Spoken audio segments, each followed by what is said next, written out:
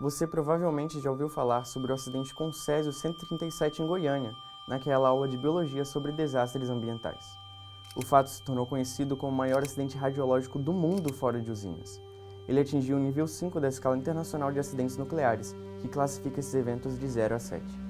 Para dar continuidade a essa série sobre desastres ambientais que aconteceram no Brasil, eu vou te contar mais sobre como se deu a contaminação por Césio 137 e as medidas tomadas após o desastre. Eu sou Lucas Pazaglini e esse é o Sobretudo.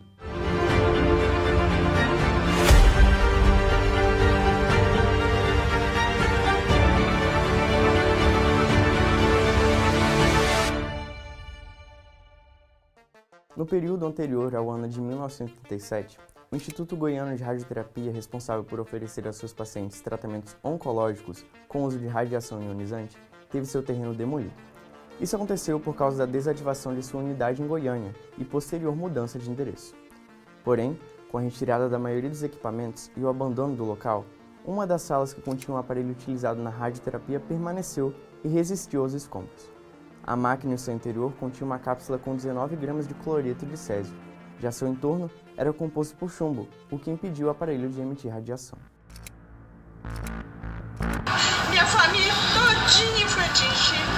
Foi filho, foi sobrinho, foi nora, os netos, bisnetos, tudo minha família.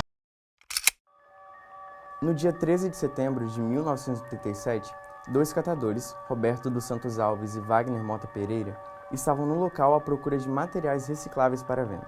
Eles se depararam com a máquina, que por conter chumbo, poderia lhes trazer algum retorno financeiro. Então a retiraram do local e a levaram para a casa de Roberto. Com o intuito de separar as peças e por consequência das batidas, as partículas do componente químico começaram a cair. Houve então o primeiro contato e início dos sintomas dos catadores. Mesmo com o mal-estar, que se confundia com uma intoxicação alimentar, eles seguiram com o plano de vender o equipamento. Apenas no dia 18 de setembro, 5 dias após o achado, que os catadores conseguiram negociar com o ferro velho pertencente a Devair Alves Ferreira. O dono, após desmontar a peça, deparou-se com um cilindro e o brilho azul que o elemento emanava no escuro, que mais tarde descreveu como o brilho da morte. Tem nem de falar. Se eu comer 1 quilo de sal ou 1 quilo de açúcar, é a mesma coisa do... Sente gosto não? Não, mas nada. A língua quebrar. Os dentes aqui arrebentando. Eu vou tremendamente arrebentando os dentes. Encantado, Devair passou a exibir e distribuir entre seus amigos, vizinhos e parentes. Mal sabia que fragmentos da amostra radioativa estavam sendo espalhados entre os moradores daquela região, gerando a contaminação. E por ação do vento, solo, plantas, animais e demais superfícies também foram degradadas.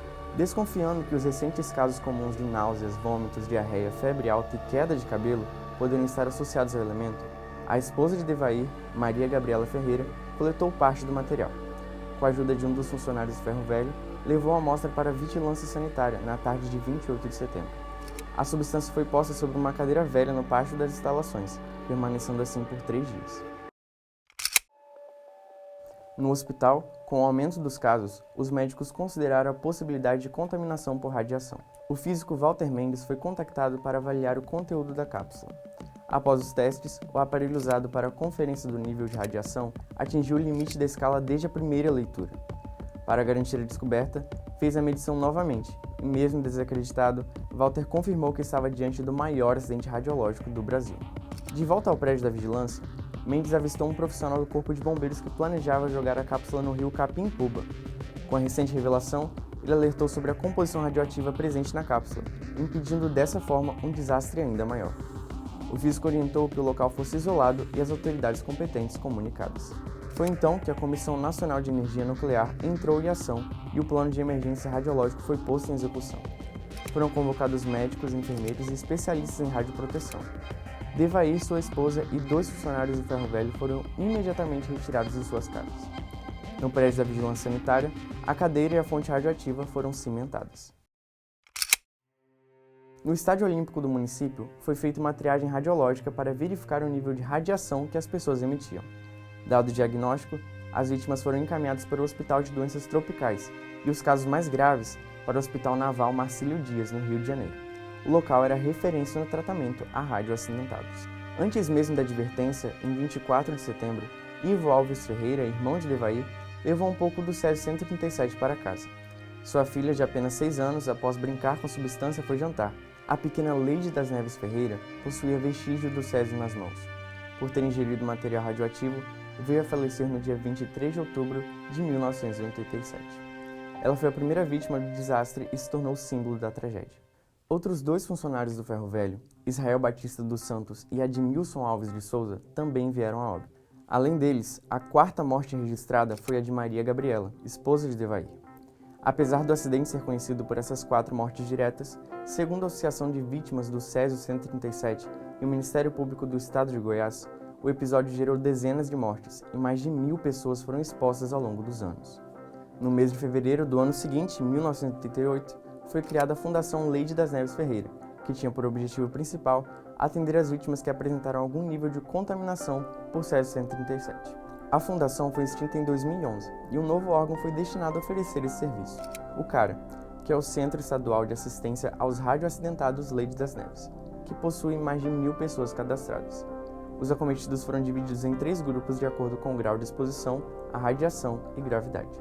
De volta às medidas tomadas após o desastre, o governo estabeleceu uma nova cidade para alocar os rejeitos, a Badia de Goiás, a 23 km de Goiânia. O brasão em sua bandeira indica o símbolo da radiação, o trifólio.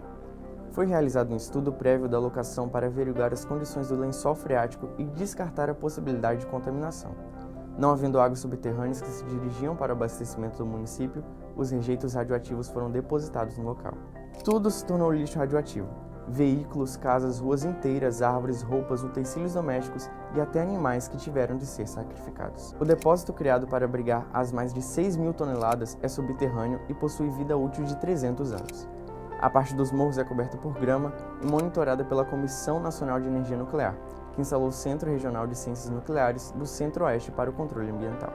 Trimestralmente, é feita a coleta e análise do solo, lençol freático, fauna e flora para o controle de vazamentos. Até o presente momento, não foi constatada nenhuma anomalia. Os corpos foram enterrados no cemitério Parque, em túmulos individuais. Os caixões são feitos de chumbo e a cova de concreto para impedir a emissão de radiação. Em 1996, o Ministério Público Federal, encarregado por investigar o ocorrido, abriu uma ação penal contra 5 pessoas do Instituto Goiano de Radioterapia. Elas foram denunciadas por homicídio culposo, quando não há intenção de matar, e por lesão corporal culposa. Os responsabilizados foram 3 médicos, um físico e o dono do prédio, condenados a 3 anos e 2 meses de prisão em regime aberto. A pena foi convertida em prestação de serviços comunitários, somado ao pagamento de pensão aos 2 catadores que sobreviveram. O MPF também instaurou um processo para a punição dos órgãos públicos responsáveis por falta de fiscalização e controle preventivo. O desastre da contaminação por Césio 137 em Goiânia trouxe muita apreensão à sociedade. A desgraça sucedeu ao acidente de Chernobyl, na Ucrânia, que aconteceu no ano anterior. Discriminação, constrangimentos e preconceitos à população goianiense vieram à tona na época, que o mesmo não se repita na história do Brasil e do mundo. Obrigado por acompanhar o Sobretudo de hoje. No próximo episódio, você saberá mais sobre o rompimento da barragem de Brumadinho, em Minas Gerais. Eu fico por aqui, até a próxima.